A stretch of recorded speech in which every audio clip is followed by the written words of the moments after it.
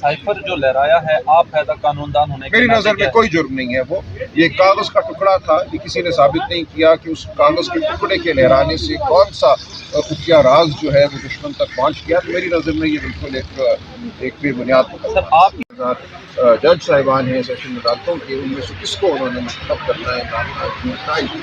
तो ये हक दायर है कि इंतजामिया को हासिल नहीं है कि वो अदलिया के किसी फर्द को चुने अपने किसी मकसद के लिए। हमारी गुजारिश ये देखा जाए कि ये मामला अदालत की तरफ से, इस्लामाबाद हाई कोर्ट की तरफ से चला, या ये कि नाम जो है वो हुकूमत की तरफ से आया और इस्लामाबाद हाई कोर्ट ने सिर्फ इस्लाम के इस मकसद के लिए रिकॉर्ड बनवाया। सर आप एक मुमताज कानूनदान है, कोई ऐसा प्रेसिडेंट सेट है कि किसी सियासतदान का जेल में ट्रायल हो? आप तो बड़े बड़े सियासी रहनुमाओं के और मियां नवाज शरीफ साहब के भी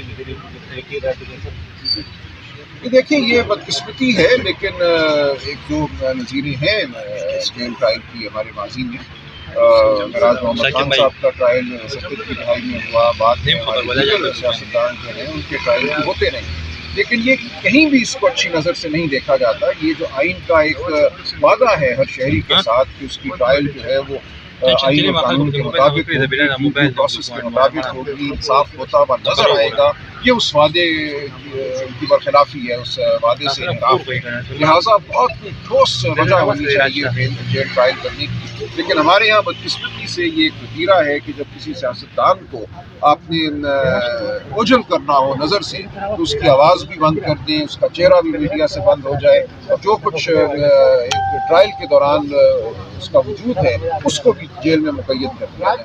तो ये हमने गुजारिश की कि ये तमाम मामला जो है इमरान खान साहब के वजूद को अवाम की नज़रों से गायब करने की जो एक मुहिम है या जो एक कड़ी है उसका हिस्सा है। आप क्या समझते हैं खान साहब की लोअर कोर्ट में से भी और हाई कोर्ट में से भी साइफर केस में जमानत कैंसिल हो चुकी है, रिजेक्ट हो चुकी है, सुप्रीम कोर्ट रिलीफ दे देगा या वहाँ से भी मुश्किल दिख रहा है आपको? देखिए मैं इस बारे में कुछ नहीं कह सकता। मैं समझता हूँ मुकदमा अच्छा है इमरान खान साहब का, और जो इल्ज़ाम लगाए गए हैं वो ठोस नहीं है, उनमें कोई मैं समझता हूँ जान नहीं है, लेकिन बहरहाल अब ये एक अदालती कार्रवाई है और अदालती फैसले जो हैं उनके बारे में पहले से कुछ कहना मुश्किल होता है।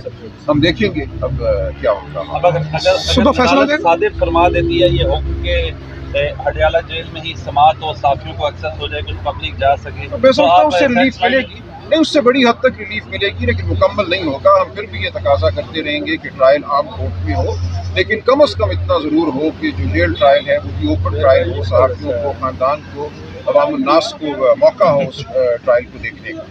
साइफर जो लहराया है आप हैदा कानूनदान होने के मेरी नाते नज़र में कोई जुर्म नहीं है। वो ये कागज़ का टुकड़ा था, ये किसी ने साबित नहीं किया कि उस कागज़ के टुकड़े के लहराने से कौन सा खुफिया राज जो है वो दुश्मन तक पहुंच गया। तो मेरी नज़र में ये बिल्कुल एक बेबुनियाद। सर आपकी जुडिशरी क्यों इस्तेमाल होती है वज़ीर आज़म को फांसी देने में, लटकाने में, हमेशा की तरह चाहे नवाज शरीफ हो, ज़ुल्फ़िकार अली भुट्टो हो, हुसैन शहीद सोहरावर्दी हो, क्यों जुडिशरी इस्तेमाल होती है? ये तारीख का अलमिया है और ये एक तारीख का बहुत बड़ा सवाल है। सिर्फ अदलिया नहीं, माजी में हमारे तमाम इदारे, वो इलेक्शन कमीशन हो, वो कोई और इदारा हो, वो जुट जाती हैं जब फैसला होता है कि एक शख्स को मातूब करना है। तो हमने देखा बारहा, आप जैसे कह रहे हैं, ये हुआ हमारी तारीख में। तो ये हमारी रियासत का एक बुनियादी मैं समझता हूँ नुक्स है जिसके लिए हमें जद्दोजहद करना है, आइन कानून का सहारा लेना है, सियासत का भी सहारा लेना है। ये एक अमल है इर्तिका का जिसमें हम सब, मैं समझता हूँ आप, मैं, हम सब जुटे हुए हैं। ये अमल कब अपनी इंतहा को पहुँचेगा, कब मामला दुरुस्त होंगे, कुछ कह नहीं सकते। 75 साल हो गए हैं, हम एक दायरे में हैं, गिरदाब में हैं, उस गिरदाब से निकलने की आप सब हम कोशिश कर रहे हैं, लेकिन क्या हम इस साल कामयाब होंगे, 10 साल बाद कामयाब होंगे, कुछ कहा नहीं कर सकते। आज तवील समाअत हुई, तकरीबन 3 घंटे, और बुनियादी नौइयत के सवाल आज उठाए गए कि आज दिन तक जो नोटिफिकेशन होते रहे हैं जेल ट्रायल के हवाले से, क्या वो कानूनी थे या ये तमाम नोटिफिकेशन कानून के खिलाफ होते रहे, जो अदालत ने, ट्रायल कोर्ट ने अवाम उन्नास को, मीडिया को, ख़ानदान को अदालत से बाहर रखा, ये हमारे आइन और कानून से मुसादिम है। लिहाजा तमाम जो आज दिन तक वाक़यात हुए हैं कमरा अदालत में, उनको कलअदम करार दिया। इस पर चार्ज का फ्रेम होना भी शामिल है। इसमें कई दरख्वास्तें थी जिनके ज़रिए बुनियादी अहमियत के जो दस्तावेज़ात हैं उनका तकाज़ा किया गया, वो नहीं की गई। लिहाजा ये तमाम कार्रवाई जो एक बंद कमरे में हुई है, हमारी गुजारिश है कि इस कार्रवाई को कलअदम करार देंगे, आइंदा के लिए यकीनी बनाया जाए कि जो भी कार्रवाई हो वो खुली अदालत में हो, جہاں میڈیا کو بالخصوص اجازت ہو موجود ہونے کی. پاکستان کے عوام کا یہ حق ہے کہ وہ دیکھیں کہ انصاف ہو رہا ہے, انصاف ہوتا ہوا نظر آنا چاہیے. اور آپ پاکستان کے عوام کی آنکھیں ہیں, آپ پاکستان کے عوام کے کان ہیں.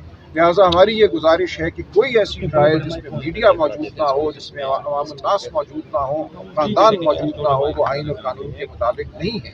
تو یہ گزارشات کل جاری رہیں گی. دنیا کے بہت سے ملکوں سے نظیریں کچھ آج دیں, کچھ کل دیں گے.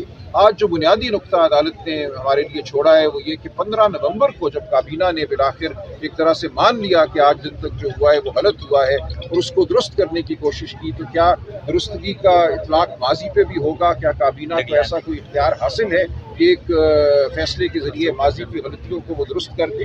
ہماری یہ گزارش ہے کہ اگر کابینہ نے اب کوئی فیصلہ کیا ہے تو اس کا اطلاق مستقبل پہ ہوگا. جو غیر قانونی عمل ماضی میں ہو چکا اس کا نتیجہ یہ ہے کہ آج دن تک تمام کارروائی جو ہے اس کو کالعدم اور سمجھا جائے اور حذف کیا جائے. یہ بنیادی معاملہ آج عدالت کے سامنے. آپ کے دور میں بھی, پی ٹی آئی کے دور میں بھی کئی قوانین بغیر پارلیمنٹ میں لائے ہوئے منظور کیے جاتے رہے اور کیبنٹ کے ایک فیصلے سے وہ آرڈیننس جاری کرتے رہے. اس بارے میں کیا کہتے ہیں؟ دیکھیں, میرا تو کوئی دور نہیں رہا, میں ایک وکیل ہوں, لیکن یوں ہے کہ آئین جو ہے صدر کو اجازت دیتا ہے آرڈیننس بنانے کی بعض معاملات میں اور بعض موقعوں پہ, لیکن اس آرڈیننس کی جو عمر ہے وہ 120 دن ہوتی ہے. اس کے بعد اگر اس کو پارلیمان میں پیش نہ کیا جائے تو وہ ختم ہو جاتا ہے آرڈیننس. میری نظر میں آرڈیننس کے ذریعے قانون سازی کوئی اچھا عمل نہیں ہے. قانون سازی پارلیمان کے ذریعے ہی ہونی چاہیے اور آرڈیننس کے ذریعے قانون سازی ایک ہنگامی نوعیت کا معاملہ ہو سکتا ہے. اس کو کبھی عمومی نوعیت کی قانون سازی نہیں سمجھنا چاہیے.